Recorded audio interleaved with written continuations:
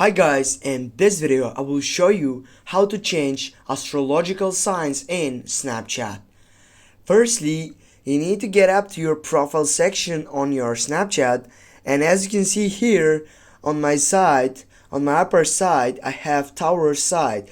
If I type on Taurus, it has astrological profile. Just go for continue, and here you can add the time of the birth and all these changes, but here you cannot change because this is not from your settings. Get back and go to your settings bar on your right upper side and then go for birthday. Now here, go and change your birthday and the date of the side of that birthday. Go for this one, for example. I will go with this and go for continue. Now go for OK.